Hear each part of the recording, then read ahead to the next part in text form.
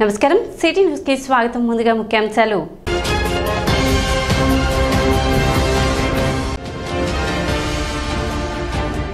Tenali railway station లో జరుగుతున్న పనులను పరిశీలించిన తెనాలి రైల్వే స్టేషన్ అభివృద్ధి కమిటీ సభ్యులు.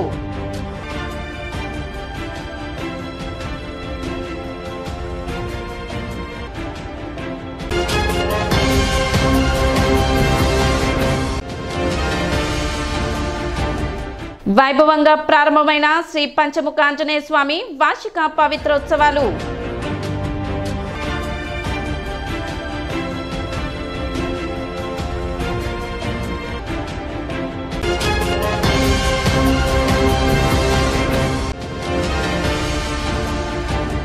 తెనాలిలో జరిగిన 2 వేర్వేరు రోడ్డు ప్రమాదాల్లో 4 వ్యక్తులకు తీవ్ర గాయాలు.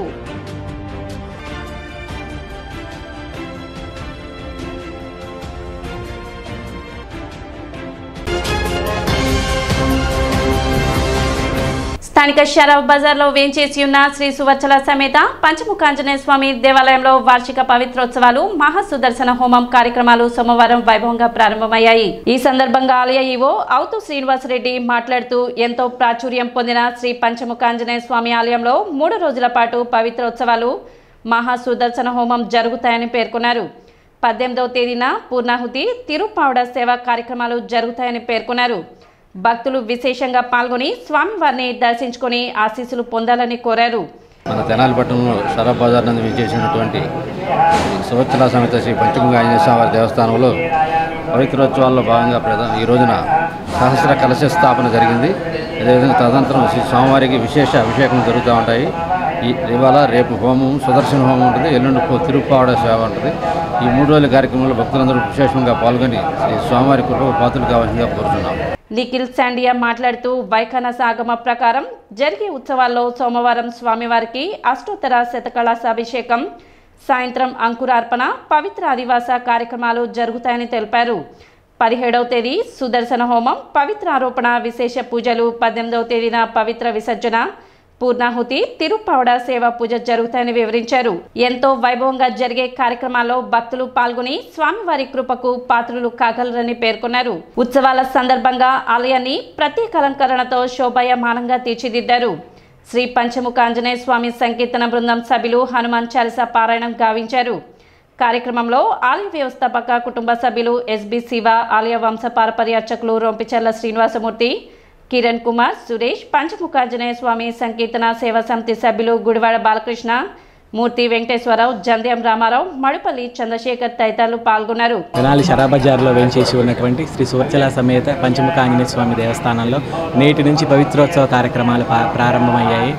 కార్యక్రమాల్లో భాగంగా 3వ రోజు అంటే ఎల్లుండి తిరుప్పావడి సేవ జరుగుతుంది. కావున భక్తులందరూ అన్ని కార్యక్రమాల్లో పాల్గొని అన్ని కార్యక్రమాలను విజయవంతం చేయవలసిందిగా కోరుచున్నాము. జీసస్ గాస్పుల్ మినిస్ట్రీస్ ఆధ్వర్యంలో మెగా యూత్ ఫెస్ట్ నిర్వహించారు. స్థానిక రామకృష్ణ కవి కళాక్షేత్రం నందు జరిగిన ఈ కార్యక్రమానికి అంతర్జాతీయ సువార్థికులు రాజా ఫెయిత్ మినిస్ట్రీస్ వ్యవస్థాపకులు పాస్టర్ రాజా హేబెల్ ముఖ్య అతిథిగా హాజరయ్యారు. కార్యక్రమంలో భాగంగా బైబిల్ క్విజ్ నిర్వహించారు. పాస్టర్ డాక్టర్ ఆర్ జయశాస్త్రి కార్యక్రమాన్ని పర్యవేక్షించారు. కార్యక్రమంలో కమిటీ సభ్యులు జయపాల్ శాస్త్రి, సుధాకర్, కుమార్ రాజా, యాకోబు, దుర్గారావు తదితరులు పాల్గొన్నారు. ఎంత నీతిపరులో వాళ్ళ భార్య అంత గొప్పది. అన్ని పోయిన తర్వాత, పిల్లలంతా చచ్చిపోయిన తర్వాత యోబు భార్య ఏమన్నది? దేవుణ్ణి దూషించి చచ్చిపో అన్నది. 200 కథలు చదివాను. 4000 డైలాగులు నేను చెప్పుకుంటాను.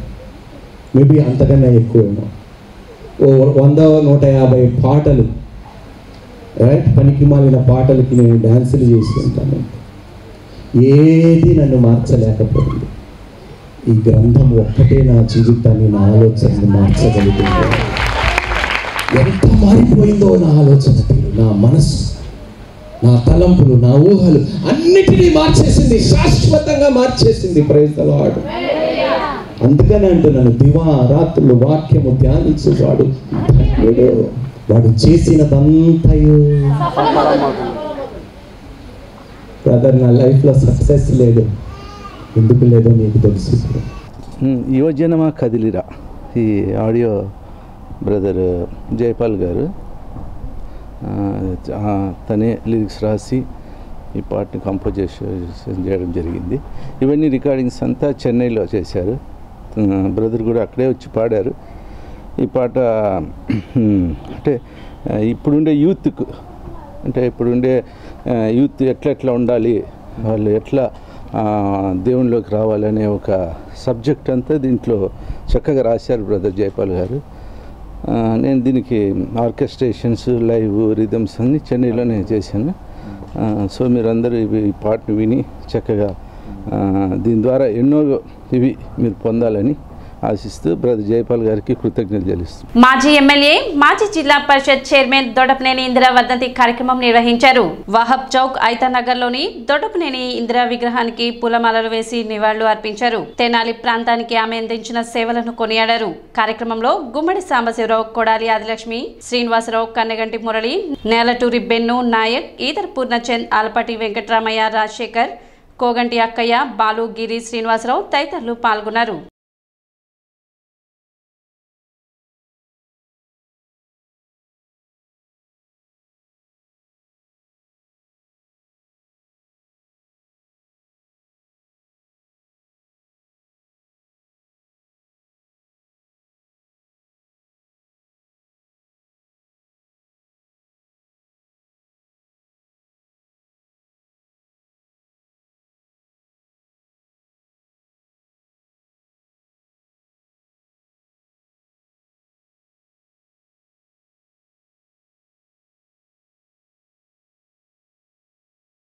మరి ఇందిరగారి దొడ్డపనేని ఇందిరగారి 37వ వర్ధంతి కార్యక్రమానికి మరి వారి కుటుంబ సభ్యులైనటువంటి మేము కూడా హాజరవటం మరి చాలా సంతోషంగానూ ఉంది.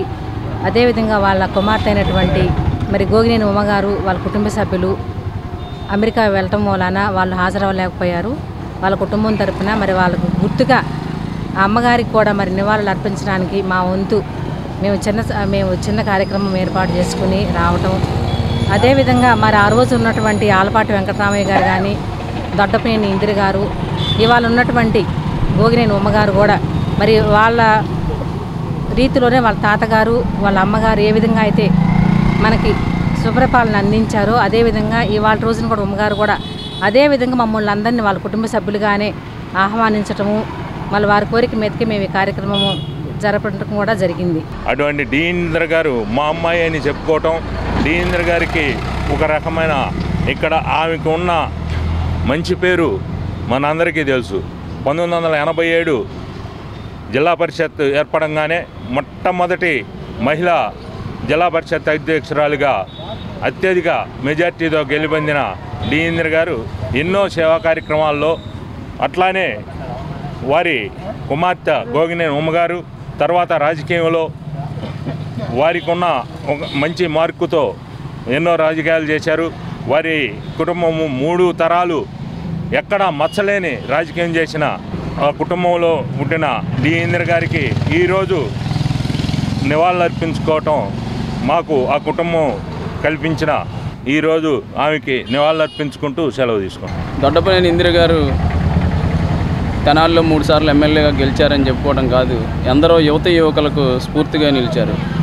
వారి స్ఫూర్తితో నేటికి కూడా తెనాల్లో రాజకీయాల్లోకి అదేవిధంగా ప్రజా జీవితంలో ఉండాలని చెప్పి చాలామంది అడుగులు వేస్తూ ఉన్నారు. వారిలాగా మచ్చలేని రాజకీయ జీవితం ప్రజాసేవకు అంకితమై ఉండాలని కూడా నేటి తరం వాళ్ళు చెప్పుకోవటం వారు ఆ రోజుల్లో చేసినటువంటి రాజకీయాలకు నిదర్శనం. అదేవిధంగా వారి అడుగు జాడల్లోనే మరో ఆడపడుచు నన్నపనేని రాజకుమారి గారు, వారు కూడా రాజకీయ రంగంలో ఉన్నత స్థానాలను అధిరోహించారు. ఎందుకంటే తెనాల్లో నన్నపనేని వెంకట్రావు గారు, ఆలపాటి వెంకటరామయ్య గారు ఇద్దరు హేమహేమీలు తెనాలి రాజకీయాల్లో ఉన్నప్పుడు ఆ తర్వాత వారి వారసులుగా దొడ్డపనేని ఇందిర గారు రంగప్రవేశం చేయటం, తదనంగా రాజకుమారి గారు అదేవిధంగా ఇందిర గారి కుమార్తె గోగినేని ఉమ్మగారు తెనాలి ఎమ్మెల్యేగా సేవలు అందించారు. కౌలు రైతులకు సన్మాన కార్యక్రమం సోమవారం తెనాలిలో అత్యంత ఘనంగా నిర్వహించారు. బోస్ రోడ్లోని శ్రీ వాసవి కన్యకా పరమేశ్వరి అమ్మవారి దేవస్థానంలో గల గీత భవనం నందు 40 మంది కౌలు రైతులను ఘనంగా సత్కరించారు. మడుపల్లి వెంకటమోహన శ్రీనివాసరావు, వెంకటలక్ష్మి, పద్మజ వివాహం జరిగి 39 వసంతాల నుండి 40 వసంతంలోకి అడుగు పెడుతున్న సందర్భంగా 40 మంది కౌలు రైతులను సన్మానించినట్లు వారు తెలిపారు. వివాహ వార్షికోత్సవం సందర్భంగా ఎవరూ గుర్తించని విధంగా రైతులను గుర్తించి సత్కరించడం పట్ల రైతులు హర్షం వ్యక్తం చేస్తున్నారు.